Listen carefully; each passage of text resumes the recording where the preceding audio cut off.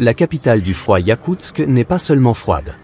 Elle détient un record qui fait frissonner rien qu'en l'entendant, -70°C. Une température tellement basse qu'elle défie l'imagination. À ce niveau de froid, tout change. Un simple verre d'eau bouillante se transforme en neige avant même de toucher le sol. Le métal colle à votre peau en une fraction de seconde. Et si vous restez dehors sans protection, vos doigts peuvent geler en moins de 5 minutes. Pour comprendre ce que cela signifie, imaginez, un congélateur chez vous est réglé à -18°C. À Yakoutsk, il fait presque 4 fois plus froid. Même l'Antarctique, que tout le monde considère comme l'endroit le plus froid du monde, paraît presque clément en comparaison. Sa moyenne est autour de -10°C. Yakoutsk est la capitale de la République de Sakha, en Sibérie orientale. Une région immense, isolée, où la neige recouvre la terre pendant 9 mois de l'année. Ici, l'hiver est une prison blanche dont on ne s'évade jamais. Et pourtant, cette ville compte plus de 300 000 habitants. Des familles entières, des enfants, des travailleurs, tous vivent dans cet environnement extrême. Pourquoi? Comment? Pour le comprendre, il faut entrer dans leur quotidien. Un quotidien où le froid décide de tout. Pour atteindre Yakoutsk, il faut emprunter des routes qui ne sont praticables que quelques mois par an. L'été, les sols marécageux transforment les pistes en pièges boueux. L'hiver, la glace et la neige en font des couloirs glacials, où une panne de voiture peut devenir une condamnation à mort. La ville est construite sur le pergélisol, cette couche de glace éternelle qui descend à des centaines de mètres sous la surface. Rien n'y pousse. Les arbres, figés, semblent pétrifiés par le froid. Ici, la nature n'offre rien de facile. Chaque élément est un rappel. Vous n'êtes pas le maître, vous êtes un invité toléré. Et pourtant, Yakoutsk abrite aujourd'hui plus de 300 000 habitants. 300 000 vies organisées autour d'une règle simple, le froid décide de tout. Des maisons en bois construites sur pilotis pour ne pas faire fondre le sol gelé. Des routes qui se transforment en pièges mortels dès qu'une voiture s'arrête. Et un quotidien façonné par l'extrême, où rien n'est laissé au hasard. Alors comment ces habitants ont-ils appris à survivre dans un environnement qui semble fait pour les repousser? La réponse se trouve dans leur quotidien. Et vous allez voir, c'est un autre monde. À Yakoutsk, le froid décide de tout. Il dicte la façon dont on s'habille, dont on se déplace, et même la manière dont on respire. Ici, chaque geste banal ailleurs devient une mission calculée. Commençons par les voitures. Elles ne s'éteignent jamais. Jamais. Même la nuit, elles continuent de tourner devant les maisons, moteurs ronflants, comme des bêtes qui refusent d'hiberner. Pourquoi? Parce qu'une fois arrêtées, elles gèlent en quelques minutes. Et relancer un moteur gelé à -50°C? Bonne chance. À moins d'avoir un garage chauffé, c'est pratiquement impossible. Les conducteurs prennent des précautions absurdes pour nous, mais vitales pour eux. Les moteurs sont enveloppés de couvertures, doublées d'isolants. Certains utilisent des lampes chauffantes branchées en permanence. Les pneus? Ils sont renforcés. Et les réservoirs contiennent un carburant spécial capable de résister à ces températures infernales. Mais ce n'est pas tout. Marcher jusqu'aux toilettes est une épreuve. Car non, ici, pas de salle de bain dans toutes les maisons. Pourquoi? Parce que les canalisations gèleraient instantanément. Résultat, les toilettes sont souvent à l'extérieur, dans une petite cabane. Imaginez sortir par -55°C, en pleine nuit, pour un besoin urgent. Le genre de trajet qui vous donne envie de repenser vos priorités. Et puis, il y a la nourriture. Oubliez les salades vertes et les fruits frais. Ici, la terre est gelée sur des centaines de mètres, rien ne pousse. Alors, on s'adapte. Le plat emblématique? La stroganina. Du poisson cru, congelé, tranché en fines lamelles et assaisonné de sel. On le mange comme une gourmandise, accompagné d'un verre d'alcool, qui, lui aussi, a du mal à rester liquide. Même les marchés sont surréalistes. Tout est à ciel ouvert. Pas besoin de congélateur, la nature s'en charge. Poisson, viande, tout reste solidement gelé, exposé sur des étals. Les habitants se promènent au milieu de carcasses glacées, comme dans un musée frigorifique. Et pour l'eau? Là encore, rien de simple. La plupart des canalisations gèlent. Alors, on fait fondre la neige. Certains habitants ont même des bains privés chauffés au bois pour se laver et faire la lessive.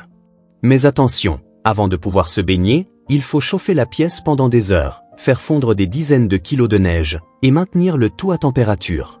Une activité qui prend la moitié de la journée. Ici, même la corvée la plus simple devient un exploit. Et c'est ce qui rend la vie à Yakoutsk fascinante. Chaque geste banal ailleurs est une victoire contre la glace. Pour les enfants de Yakoutsk, le froid n'est pas un obstacle. C'est une habitude. Ici, on apprend très tôt que la vie ne vous fera pas de cadeaux. Les écoles ferment uniquement lorsque la température descend sous -55 degrés Celsius. Oui, vous avez bien entendu, 55 degrés sous zéro. Avant ce seuil, tout est normal. Les cours ont lieu, comme partout ailleurs, sauf qu'ici, le trajet ressemble à une expédition polaire. Imaginez un enfant de 8 ans, emmitouflé dans plusieurs couches de vêtements, des bottes fourrées qui ressemblent à des armures, une écharpe qui lui cache la moitié du visage, et pourtant, malgré toutes ces protections, Cécile gèle en quelques minutes.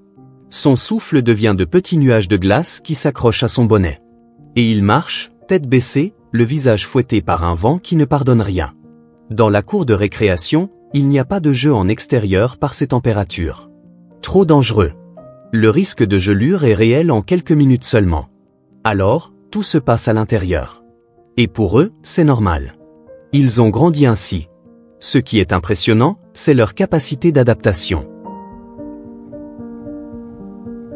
Les enfants de Yakoutsk rient, jouent, s'amusent comme partout ailleurs.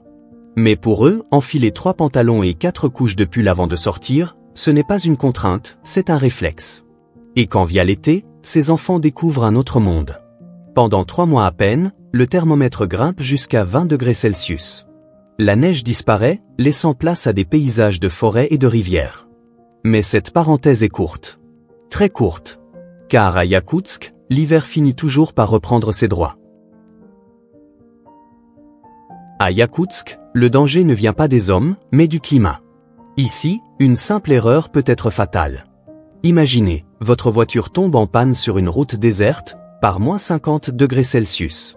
À cette température, l'huile moteur se fige, les liquides de refroidissement deviennent des blocs, et votre véhicule est condamné. Et vous aussi, si vous restez là, l'hypothermie ne vous laisse que 20 à 30 minutes avant de s'emparer de votre corps. C'est pourquoi les habitants appliquent des règles strictes. Ne jamais prendre la route seul, toujours prévenir quelqu'un, emporter des couvertures, des vivres, et même un réchaud portable. Chaque déplacement est une expédition. Mais les dangers ne se limitent pas aux routes, parfois, la ville elle-même devient un piège. Les patrouilles de nuit en témoignent. Leur mission, repérer et sauver les personnes évanouies dans la neige, souvent après avoir bu.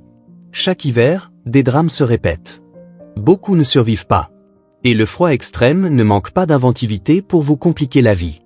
Touchez un morceau de métal sans gants et votre peau restera collée. Oubliez vos lunettes par temps glacial? Elles peuvent geler sur votre visage. Même vos vêtements deviennent rigides comme des planches si vous restez dehors trop longtemps. Yakoutsk est une terre hostile. Un enfer blanc où chaque sortie peut être un défi. Mais c'est aussi l'un des endroits les plus fascinants de la planète. En hiver, le paysage se transforme en un décor presque irréel. Les arbres se couvrent d'une épaisse couche de givre, donnant l'impression d'être figés dans le temps. Les rivières, immobilisées sous la glace, deviennent des routes silencieuses. Le sol, recouvert d'une neige immaculée, reflète une lumière blanche qui éblouit autant qu'elle hypnotise. Et puis, il y a la magie des nuits. Quand le ciel s'embrase sous le spectacle des aurores boréales, illuminant la steppe glacée de voiles verts et violets.